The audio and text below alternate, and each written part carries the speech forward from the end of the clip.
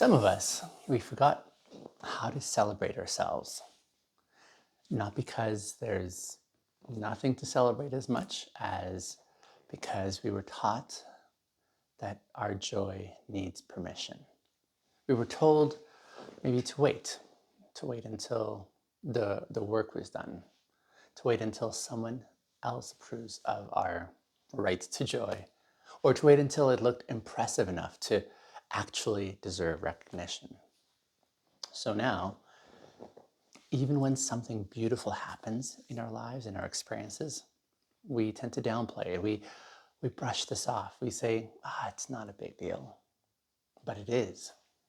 Because every time that we silence celebration, we're in essence reinforcing this lie that says that our worth is still waiting for validation externally. This is Uber Bintegers, where we reclaim the freedom to celebrate our worth, not as an achievement, but as a truth. But here's, I think, why celebration for so many of us feels so uncomfortable. I mean, let's be honest, for many of us, celebration feels awkward, right? We can compliment others easily, we can clap for their success, but when it's our turn, we tend to shrink away from that moment. We deflect the praise, we joke it off, we minimize our own growth before someone else has a chance to do so. And then beneath all of this humility is often fear of appearing arrogant, or fear of outgrowing others, fear of being alone in our joy. See, we were taught that our humanity and our humility means that we have to hide, that pride means danger, and that confidence means conceit. So instead of celebrating our becoming, we hide our light under "I'm just doing my best" kind of phrase, right? But humility is not the absence of pride. Humility is the absence, no, it's the presence of awareness. And celebration is not arrogance, celebration is alignment. Here's what integrity would say. Integrity would say that celebration is a form of truth telling. It teaches us that celebration is really a form of honesty. And when we downplay our progress, we're lying, just in a more socially acceptable way. We're telling the world that we're smaller than we actually are. We're not pretending not, like we're pretending not to notice these sacred milestones that actually deserve acknowledgement. Integrity would ask, can you tell your truth about your own growth? Not perform it, not post it, not even exaggerate it, just name it. Saying something like, I'm proud of how far I've come, or I'm grateful I didn't quit, or I'm healing, I'm learning, I'm evolving. See, these sentences may not seem loud, but they are revolutionary sentences, because every time we speak the truth about our own growth, we are reclaiming authority over our own story, over our own narrative. And so we stop outsourcing celebration to the crowd, and we in essence stop needing the applause externally to feel validated. We start in essence to see ourselves as someone who's worth honoring, even when we do it quietly.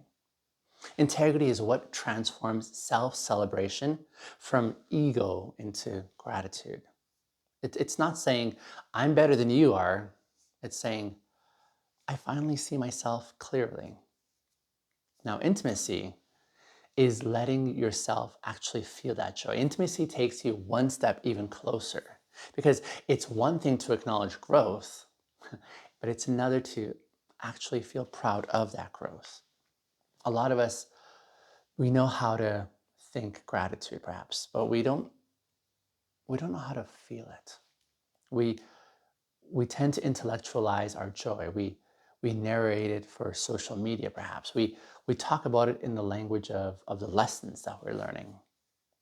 But intimacy says, or asks, can you actually let yourself feel it in your body? Can you pause long enough to savor it without turning it into content or strategy or performance? See, that's where the real celebration lives, in in one sense of embodiment and not explanation. To celebrate yourself intimately means to sit in your own presence and to smile without any justification, to look at who you're becoming and say, man, I love this version of me, to experience gratitude without any witnesses there. See, that's not self-centered, that's self-connection, right? The systemic theft of joy is something that is prevalent today. We need to name something at this point that is even larger here, and that is our discomfort with celebration isn't just personal. I think it's broadly systemic. We were raised in these cultures and systems that profit from our self-doubt, because people who don't believe that they're enough are easier to control.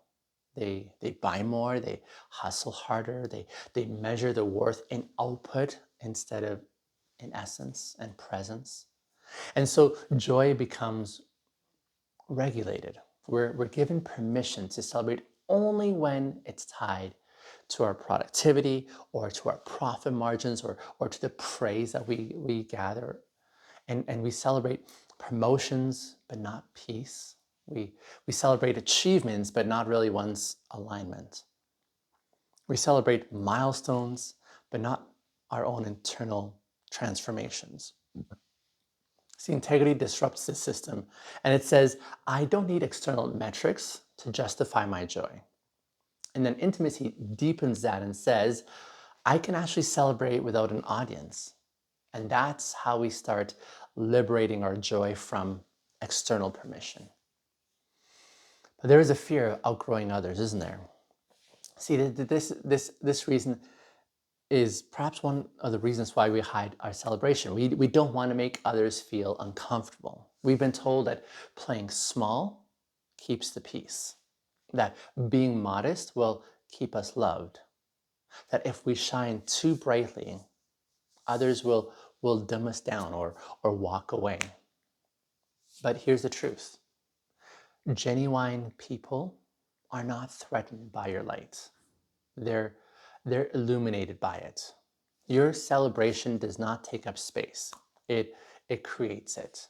It invites others to remember that joy is not scarce, that worth is not competitive, that we can all expand without shrinking each other at the same time. See, the people who are meant for you will clap for joy even when they're still finding their own progression. And those are your people. And the rest, their silence is not your shame. See, celebration can also be seen as a resistance. Celebrating yourself without permission is really, I would say, an act of rebellion in a culture especially that teaches us to doubt ourselves. When we honor our growth without external validation, we're disrupting this system that's designed to keep us chasing after it. We're saying, listen, I'm already enough. I'm good, right? Every quiet moment of gratitude now becomes like a protest. And every gentle acknowledgement becomes like this revolution. And every time we celebrate ourselves without waiting for that external approval, we're reclaiming our power from a world that really is benefiting from our insecurities collectively. Now, integrity keeps our celebration grounded in truth, right? And intimacy keeps it human and keeps it connected. And together, those two, they make our joy unstoppable. But here's how I would encourage you to start practicing self-celebration. Name your wins out loud. Don't wait for someone else to notice. Acknowledge it yourself. Say things like, I handled that conversation way better than I thought I would. I chose peace over proving myself. I kept a promise to myself. And then create these rituals of recognition. Maybe light a candle or take a walk or write a note to your future self. Let the celebration become a part of your rhythm and not just these one-off rare events and moments. And then refuse to shrink your language. Say things like, I'm proud of myself without flinching. And replace things like, it's no big deal with, actually, that mattered to me. right? Celebrate the progress and not the perfection. You don't need the finish line to feel joy. Every small act of integrity and intimacy is worth honoring. The freedom of unapologetic joy is something amazing. When we stop waiting for permission to celebrate life, life stops feeling like a performance and now starts feeling a lot more like participation. And so we stop trying to earn our joy and we start actually living in it. We stop shrinking around other people's comfort, and then we start now expanding into authenticity of who we are. And the more we practice this, the more that we realize that our joy was never supposed to be rationed. Our joy was actually meant to be radiated, because celebrating yourself isn't pride. It's being present. It's not ego, it's evidence. It's not about proving, it's about being. Listen, tomorrow we're going to step into an even deeper practice of war through decision making. And we're going to explore how to make decisions like we actually matter, how alignment shows up in the daily choices that really shape our lives. But that's tomorrow. Today, let me close with this. You don't need applause to be proud. You don't need permission to shine. You don't need an audience to be radiant. You just need integrity to keep you honest, and intimacy to remind you that your joy is homegrown. You got this. Thanks for listening. I'll see you tomorrow.